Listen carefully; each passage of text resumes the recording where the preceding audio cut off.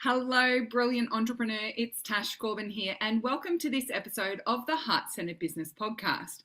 This is episode number 357, which means you can find all the relevant links and show notes for today's episode over at tashcorbin.com/357. On this episode of the podcast, I invited my fabulous friend and amazing keynote speaker, Amanda Hill, to jump onto the podcast and share with us a little bit about her journey as someone who was born blind, but also about her journey into becoming a keynote speaker and some of the key themes that she teaches on, including courage and resilience. So just a quick reminder, come and check out Amanda's links in the show notes of today's episode at tashcorbin.com/357. Let's hand it over for this epic spotlight interview. I'm Tash Corbin, and this is the Heart Centered Business Podcast. Hello, everyone, and welcome to another special spotlight episode of the Heart Centered Business Podcast. Today, I'm joined by the fabulous Amanda Hill. Amanda is a resilience expert with an extraordinary life story. She survived being born 14 weeks premature in the 70s when such tiny babies were not deemed viable. She was so small, her father could hold her in his hand. The oxygen that kept her alive at birth damaged her eyes, leaving her totally blind. And despite this, Amanda has continued to surprise people with her professional and personal achievements. After graduating with honours in law from the Australian National University, she embarked on a 17-year legal career. And in her spare time, she climbed to an altitude of 10,000 feet in Nepal and conquered her phobia of getting lost to travel independently, both within Australia and overseas. In her keynote talks, Amanda shares her 5 keys to increasing resilience by building courage. And when she's not speaking, she's a podcaster and the author of multiple books, the latest being Seeing by Vision, Not by Sight. Welcome to the Heart Centered Business Podcast, Amanda. Well, thank you so much. It's an honor to be here after following you for all these years. No worries at all, Amanda. And I was just saying before we started recording, I have been following you as well, and it's been so wonderful to see your journey into keynote speaking in particular. That has been so lovely to see you sharing some of those different experiences and the spaces where you've been invited to speak, and it's just been wonderful to follow along with your journey. So why don't we start today with, do you want to tell us a little bit about how your business has evolved into being keynote focused and you being seen on stage more and more and listened to on stage more and more? Sure. Well, as said in my bio, I had a 17-year legal career, and then I was suddenly made redundant in 2014. And that was devastating because, as there was a job freeze on at the time, and as a blind person, I couldn't very well go out, delivering pizzas or be a checkout chick or anything like that. So I was kind of a bit stuck. So I started selling Arbonne skincare. Oh, Beautiful. wow. Yeah, beautiful product. And used it for years. But then, I, being the stubborn person I am, I didn't want to do it their way. I wanted to do it my way. And so I didn't do very well in the skincare industry. And then when I had a very serious knee injury in 2015 and spent 10 weeks basically sitting on my parents' couch, soul searching and praying. And then I decided it was time to quit the skincare or the network marketing industry. And I think that's kind of when I came across you, because I was offered the opportunity to retrain as a John C. Maxwell speaker, trainer and coach. And I'd read a lot of his books, and I'm a huge fan of his and have had the privilege of being in the same room with him a number of times and actually meeting him. And so I retrained and I thought I'd be a coach. Right. Yes, I'll be a coach. Even though I'm a committed Christian and, listen, woman of faith, listen to God. He'd said to me, speak.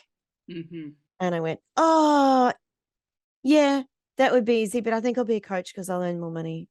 Bad mistake. If God tells you to do something, don't say no. But I did get a couple of clients by his grace. And then I eventually in 2019, I went to a Christian Women in Business conference Hi, Kelly, if you're listening. And I went to that conference and God said to me in an almost audible voice, speak like I told you to and stop messing around. I told you. And I went, ooh, okay. That was 2020, sorry. And then COVID hit. Yes. Big gigs booked, COVID hit. I was like, oh, what do I do? So I wrote a book. Wrote my second book. And then, so I've just been working with various coaches and building my keynote, building my presence, building my confidence. So Fabulous. And so, have there been any particular challenges or barriers that you've faced in trying to build this particular career and move into this model of business? I think the main barrier has been myself. Thinking, will people really listen to what I have to say? Is what I have to say really of value? And it's a few times now people have come up to me and expressed their that value to me, which is great. Recently, I just had the pleasure of speaking to a group of young people, and that was really amazing. These people who were kind of traumatized and silent, started talking to me. I mean, the presence of Sadie, my guide dog, did help. That was a bit of an icebreaker, but that was kind of life-changing for all of us, I think. I've had people come up to me and going, oh, I had this goal set for ages and I haven't done anything. I'm going to go off and do it now. And which is really, really encouraging. That's beautiful. And you are known for speaking about resilience and speaking about courage. So I'd love to hear from you. What are some of the key messages that you share with people when you are speaking on stage? Sure. Well, it's basically just telling stories from my life and the lives of others about how we've overcome courage and overcome resilience and uncertainty by building courage. And over the 53 years of being a blind person, I've just turned 53. So I've overcome many challenges, and so developed this 5-step methodology which spells out the word focus. So it's fix your eyes on the prize, not the problem. Optimize your goals for outstanding outcomes. Connect with your conviction for greater consistency. Upgrade your courage for unbelievable results. And finally, see your success by putting your courage into action. Gorgeous. I love that so much. And I'm sure that all the different crowds that you speak in front of find ways to apply what it is that you're speaking about to their particular situations. It doesn't matter whether they're young people who are wanting to embark on a particular career journey, or people like us who are business owners who experience that same sense of, well, who will listen to me and how am I going to be successful? I think it's something that it's a universal human experience to experience that sense of hardship and that need for resilience and that need for courage. And so it's really a powerful message to be spreading and to be sharing with people. I'd love to hear from you. Like, what is the most surprising thing that's happened for you since moving into keynote speaking and motivational speaking? Gosh, the most surprising thing. What's been unexpected for you, or something that surprised you about this kind of work? The people who've just come across my path and gone, will you speak to us? And just like I've tried the traditional sales method of approaching conference organizers and going, oh, just want to throw my hat in the ring for the next conference that you're having and all that kind of stuff. And that's always come up cold, but it's the people who've just rung me and gone, oh, a friend of mine was telling me about you, would you come and speak at our organization? Or the greatest honor I've had so far, believe it or not, is speaking at my own church. And I mean, if you're a Bible reader, you'd know that, Jesus couldn't heal people in his own town. Yeah. So speaking at my own church was like a huge deal for me. In fact, when I got up there, it just hit me and it's like, oh my gosh, if I think about this too hard, I think I might cry. So he's like, no, don't do that. And, when there were people crying at the end, it's like, wow, I didn't know it was that good. Yeah. So that was just the people who come across my path is I think continues to be the big surprise. Yeah, I love that. And something that I get a bit passionate and ranty about, you've probably heard me talk about this on the podcast before, is that I find people who, but even just women on International Women's Day, or people from diverse backgrounds or people with disabilities, tend to be the people who are most asked to speak for free. So is that something that's come up for you, and how have you handled that along the way as well? Well, it has, and I have done some free things. The group I did for the talk I did for the group of young people the other day, that was for free because they have a special place in my heart, because it's a program where they help high school students who can't or won't for whatever reason go to school. Right. And I was bullied at school, and as I said to them when I left, guys, hang on to this program with both hands and get out everything you can, because I didn't have that. And I just had to cope and go to school when I was being bullied, and there was nowhere I could go, and not going to school wasn't an option. And yeah, I suppose it would have been, but I wouldn't have known what to do with myself. But I think my favorite phrase, which I was taught by one of my speaker coaches, was when people ask me what I charge, I say, well, what fee would make this decision easy for you? Mm-hmm. Yeah. So, yeah. Yeah. And being in those growth stages of stepping into this as a career path as well, it can be a challenge to determine what is worth your time and energy and taking up versus, where are people potentially taking advantage as well. I had a recent podcast episode with Natasha Bamblett. She's an Aboriginal woman, and she talked about sometimes you just have to take the opportunity and know that it's going to create a snowball somewhere else versus feeling like everyone just wants you to come and be their token person speaking for free and rolling you out to show, oh, look, we do diversity, and but they're not actually willing to invest in it. So it's a really tricky line to cross, isn't it? It is, and I'm finding myself wavering from side to side on that line. Yes, yeah. Well, anyone listening to this, Tash says we need to pay our speakers more effectively. So no wavering if they say they heard you on my podcast, okay, Amanda? You are such a brilliant speaker, and I absolutely love it. Now, I really wanted to also ask you about your books because, as you said, when COVID happened, your speaking opportunities dried up, and that became more of a challenge. So let everyone know about your books and how some of those concepts came to be as well.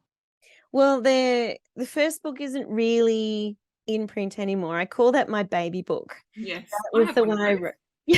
That's the one I wrote in 2018, and but and how that came about was when I was working with another coach about what I should do, and I thought, oh, I want to be a coach and want to be a career coach, and she said, no, you're putting yourself in a box. And so we worked and we prayed and we did different various things, and realized that I wanted to help people discover their life's purpose. And so I wrote my baby book, which is like a little 83-page paperback book. And then in 2020, when the speaking opportunities dried up, I'd coached a few clients through the process, and which is another 3-step process: examine your past, examine your present, and examine your passions and dreams. And that was kind of reverse engineered from the 4-year journey that I'd been through since redundancy. And so to discover that my life's purpose is actually to encourage others. Mm-hmm. And so I wrote the baby book. And then in 2020, when speaking dried up, and I thought, oh, I might write a book about courage. And I bumped into a book coach. She went, oh, no, don't do that. Rewrite your first book and make it bigger and better. Mm-hmm. So now it's a 250-page hardback with a slightly different title, and it's got, the journeys of the people that I coach through the process. It's got beautiful quotes and testimonials from people like you.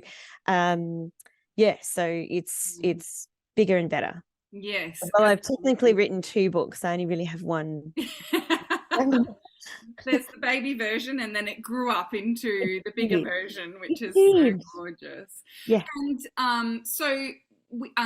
with writing that book, what were some of the lessons or some of the challenges that came up for you there? Surprisingly, even though I talked about some of the stuff in the baby book, surprisingly, it was drawing from my own life lessons and my own life experiences. Like I was talking about how I had a best friend in primary school, and then when we went she was my friend to the exclusion of all others. And with those of you with kids, don't let them do that. It's very, very hard. And when it doesn't work out and you find out your best friend's going to a different school in a different state when you go to high school.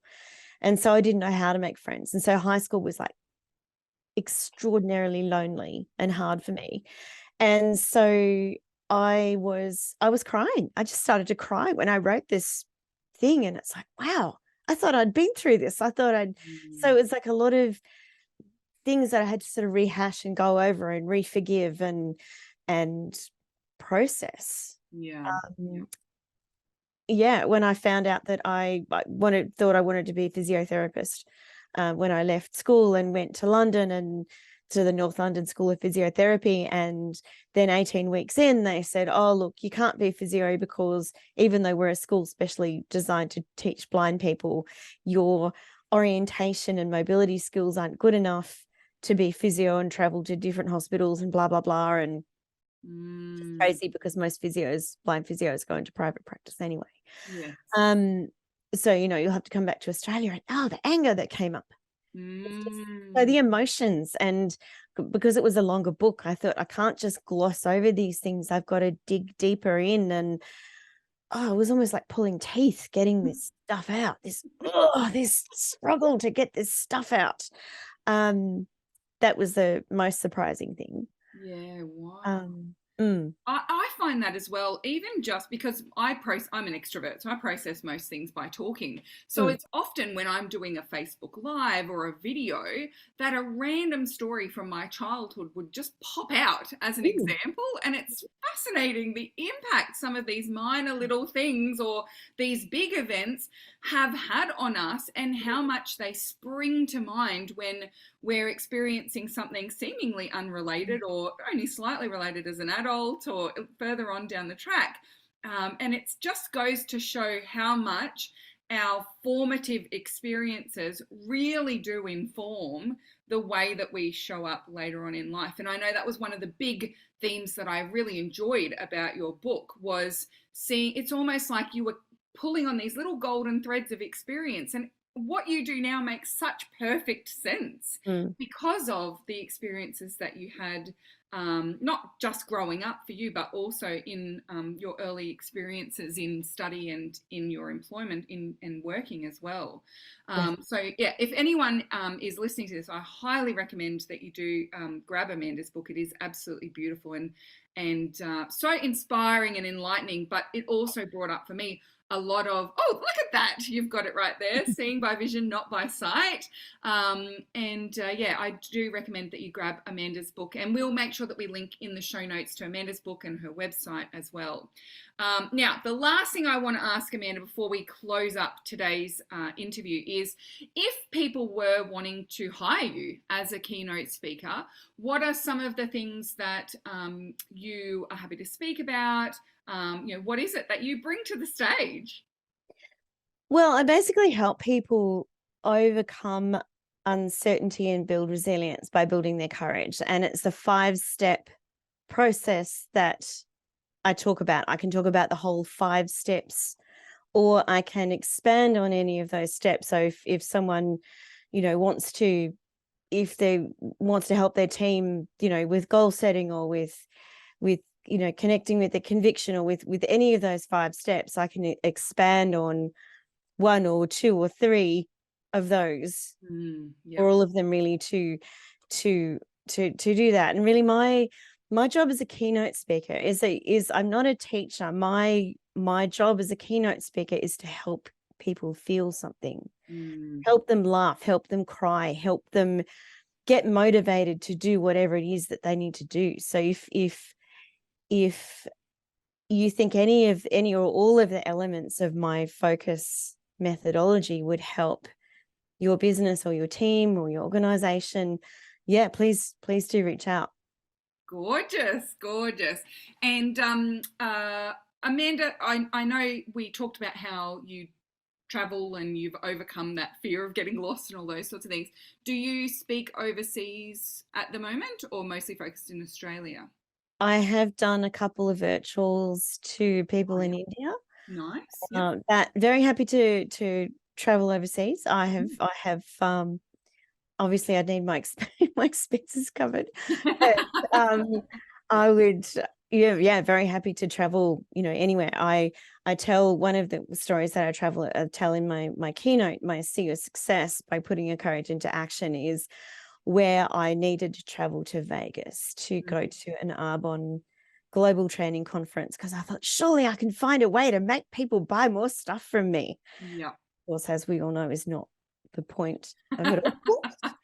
Solve their problems. But anyway, went over there and learned a whole heap of stuff that I wasn't expecting to learn about gratitude and about courage and about asking for help when you need it, being clear in your communication. So now I know, because no one was going over and coming back at the times that I needed to, because they were all taking their families and making extended holiday. So I basically had to travel to and from on my own. Wow. And so I traveled over on my own, and then on the way back, I ended up sitting with 2 of my Arbonne heroes at the time, which was amazing. So it was great. That is so wonderful. Yes, and I absolutely love your storytelling, by the way. So I'll just add that little thing in there as well. Amanda tells a great story about some of the experiences she's had. And I think also that even just understanding the additional accommodations that you need to make, or the tools that you use, or the way that you navigate different experiences, it is just so astounding. And one of the things, I think I said this to you on a call in my program a long time ago, and I said, whenever I feel like, no, I can't do that because I can't work out how to make this technology work, or I can't, this is too hard, I think about the way that you navigate what you're doing on social media and those sorts of things, because, it is just a fascinating and brilliant for me to understand just like your determination and your resilience to figure this out and find a way to make this work for you. It's just absolutely inspiring. So I love hearing all of your stories, and I love hearing some of the ways that you navigate some of the challenges that you face as well. So thank you so much for sharing all of those. Oh, thank you. I think part of that is sheer stubbornness. I will not let this beat me. I enjoy that about you, actually. I enjoy that good dose of stubbornness that you've got, and it's absolutely beautiful. So, Amanda, something that I ask everyone at the end of Spotlight episodes is, if I was to quote you on something, what is it that you would like me to say? Well, the way I end all my keynote talks and all my presentations and all my podcast episodes is, I always say, if you're facing a challenge that seems a little bit too overwhelming, a little bit too big, you've got this. I know you've got this. Just reach down and grab the courage that I know is inside you, and you'll be just fine. Oh my goodness, that is so beautiful, so poetic. Well done. And as I said, we'll have links over if you're interested in hiring Amanda as a keynote speaker. We'll have also a link to her book if you want to go and check all of that out with the show note episodes of this episode of the Heart Centered Business Podcast. So thank you everyone for listening along. Thank you, Amanda, for being such a brilliant guest. And until next time, everyone, we cannot wait to see you shine. Bye for now. Would you like more tips, tools, and resources to help you grow your heart-centered business? Head to tashcorbin.com today.